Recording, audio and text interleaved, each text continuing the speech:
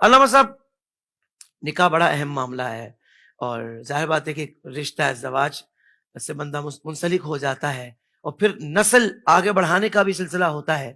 میرا سوال یہ ہے کہ کسی بد مذہب مرد یا عورت سے نکاح کا کیا حکم ہے، یہ ارشاد فرما دیں، کیونکہ لوگ بہت سارے معاملات تو دیکھتے ہیں، لیکن جو بنیادی چیز ہے کہ بھائی اس کا عقیدہ کیا ہے، تو مقدسات کے معاملے میں وہ کتنا اس کا عقیدہ کس طرح کا ہے یہ نہیں پتا کرتے۔ مثلا گستاخ صحابہ، وہ گستاخ اہل بیت اگر مرد یا عورت ہے تو کیا اس سے نکاح جائز ہے؟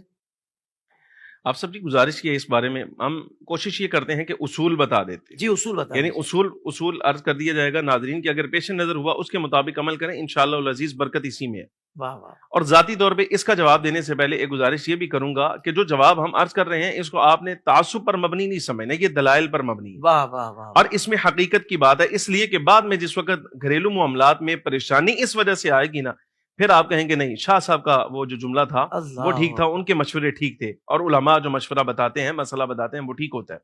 آپ سب سے گزارش یہ ہے کہ اس بارے میں حضور پر نور سید العالمین صلی اللہ علیہ وبارک وسلم سے صراحت موجود ہے۔ صحیح۔ نبی پاک صلی اللہ علیہ وبارک وسلم کی حدیث پاک کنز العمال کے اندر موجود ہے۔ آقا دو عالم صلی اللہ علیہ وسلم نے ارشاد فرمایا، مفہوم یہ ہے، فرمایا ایک زمانہ ایسا آئے گا کہ قوم ایسی آ جائے گی جو میرے اصحاب کو گالیاں دینے والے ہوں گے۔ اللہ، صرف مفہوم عرض کر رہا ہوں اس کا، میرے اصحاب کو گالیاں دینے والے ہوں گے، خبردار تم ان کے ساتھ نہ بیٹھنا، اگر وہ بیمار ہو جائیں تو ان کی عیادت نہ کرنا، اللہ، اگر وہ انتقال کر جائیں تو ان کے جنازوں میں شریک نہ ہونا، نہ ان پر نماز پڑھنا، نہ ان کے ساتھ نماز ادا کرنا۔ ساتھ نماز پڑھنے کا مطلب ہے ان کی امامت میں نماز بھی نہیں پڑھنی۔ اللہ۔ اچھا، اگر انتقال کر جائیں، مر جائیں، عیادت نہیں کرنی، سلام کریں تو سلام کا جواب نہیں دینا۔ اور ایک جملہ امام الانبیاء صلی اللہ علیہ وسلم نے یہ بھی ارشاد فرمایا، لا تناکحوہم، تم نے ان کے ہاں اپنی اولادوں کے نکاح بھی نہیں کرنا۔ اللہ اکبر۔ یہ فخر عالم نور مجسم صلی اللہ علیہ وبارک وسلم کی نص موجود ہے۔ چلیں ہمارا مشورہ آپ کو اچھا نہیں لگتا تو امام الانبیاء صلی اللہ علیہ وسلم جو کل امت کے خیر خواہ ہیں، کل امت کے خیر خواہ، خیر خواہ ہیں، نبی پاک صلی اللہ علیہ وسلم سے زیادہ واہ۔ خیر خواہ کون ہو سکتا ہے اس امت کا؟ تو آپ کو حضور اکرم صلی اللہ علیہ وسلم کا حکم بھی سمجھ میں نہیں آتا، تو آپ یہ بات کہیں کیا ہوا، پھر کیا ہوا، نکاح ہی تو ہے۔ وہ کہتا ہے کہ یہ اپنے مذہب پر قائم رہے، میں اپنے مسلک پر قائم رہوں، ایسے زندگی گزر جائے گی، ایسا نہیں ہوگا، معاملات ضرور بگڑیں گے، اور تجربہ کی بات ہے ایسے معاملات ہمارے سامنے آئے، منع کر دیا، مشورہ مانگا، منع کر دیا، سمجھا دیا، مسئلہ یہ ہے، یہ شرع کا حکم ہے۔ حتیٰ کہ آپ دیکھیے نا، نکاح تو ایک الگ بات ہے، ایک بندے کے ساتھ سلام کرنے کا حکم نہیں، اللہ اکبر، سلام کرنے کا حکم نہیں ہے۔ سلام تو یہ ہے کہ سلام کیا اور گزر گئے، حتیٰ کہ اگر وہ سلام کر دے تو حکم یہ ہے کہ نروا علیکم کہنا، السلام کا لفظ بھی تم نے اسے نہیں کہنا۔ تو آپ کسی کے لیے اپنی اولاد اس کو ساری زندگی کے لیے دے رہے ہیں جس کا عقیدہ، نظریہ نہ اللہ اور اس کے رسول کے بارے میں ٹھیک ہے، یا حضور اکرم صلی اللہ علیہ وسلم کے اصحاب کے بارے میں ٹھیک نہیں ہے، یا نبی پاک صلی اللہ علیہ وسلم کی اہل بیت، آل اولاد کے بارے میں، یا حضور کی ازواج کے بارے میں۔ میں ایک سوال پوچھنا چاہتا ہوں کہ ایسے بندے کے ساتھ بھی بھلا نکاح ہو جانا چاہیے کہ جو حضور پر نور سید العالمین صلی اللہ علیہ وسلم کی زوجہ محترمہ حضرت ام المؤمنین سیدہ عائشہ صدیقہ رضی اللہ تعالی عنہا کے لیے کہتا ہو کہ یہ تو حضور کی زوجہ ہی نہیں ہے۔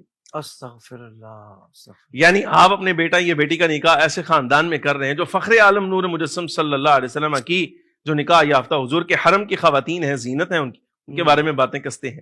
اللہ، لہٰذا خلاصہ کلام دلائل کی روشنی میں یہی ہے، ائمہ کرام کا اتفاقی اجماعی مسئلہ ہے یہ کہ وہ بد مذہب جو نبی پاک صلی اللہ علیہ وسلم کے اصحاب کا، اہل بیت کا، ازواج کا بے ادب ہے، گستاخ ہے، سرکار فرماتے ہیں لا تناکحوہم، ان کے ساتھ نکاح کرنا نہیں، نکاح نہیں کرنا۔ یعنی کہ علامہ صاحب آپ نے اس بات کا بھی رد کر دیا یہاں پر کہ جو لوگ یہ کہتے ہیں کہ بھائی ہمارے بڑوں نے جو صحیح سمجھا وہ فیصلہ کیا ہے، او بھائی تمہارے بڑے ایک طرف کہ جو خلاف شرع بات کر رہے ہیں، جو حضور کے فرمان کے خلاف بات کر رہے ہیں، یا ہمارے آقا جو امت کے خیر خواہ ہیں، سب سے بڑے خیر خواہ ہیں، وہ ارشاد فرما رہے ہیں کہ ان کے ساتھ نکاح نہ کرو، پھر کون سے بڑے؟ ہم ان کو بڑا ہی نہیں مانتے کہ جو اس طرح حضور کے فرمان کے خلاف بات کریں۔ بالکل ایسا ہی، شاہ صاحب، بالکل ایسے ہی، بالکل اللہ اکبر۔ تو اب معیار اپنا سیٹ کر لیں بھائی، ہاں اب یہ سیدھی اور صاف بات ہے، اپنا معیار درست کر لیں، اور پھر یہ تمام باتیں تو اپنی جگہ ہیں کہ جو کرنی لیکن شاہ صاحب والی وہی بات جو انہوں نے آغاز میں ارشاد فرمائی کہ بھائی بعد میں جب مسئلے ہوتے ہیں نا، پھر بات یاد آتی ہے کہ یار شاہ صاحب نے تو پہلے کہا تھا، اس وقت ہمارے کانوں پر جوں بھی نہیں رہیں گی، اور آج ہمیں پتہ لگ رہا ہے کہ یار اتنے مسائل ہیں، اور بھائی بہت سارے مسائل ہیں۔ ظاہر بات ہے کہ حضور کے فرمان کے خلاف اگر آپ جائیں گے تو پھر مسائل تو آ سکتے ہیں اور آتے بھی ہیں۔ اللہ تبارک و تعالی ہمیں شعور عطا فرمائے کہ ہم پہلے ہی اچھا فیصلہ کریں، دین کے مطابق کریں، شریعت کے مطابق کریں، اور پیارے آقا صلی اللہ علیہ وسلم کی رضا کے مطابق کریں.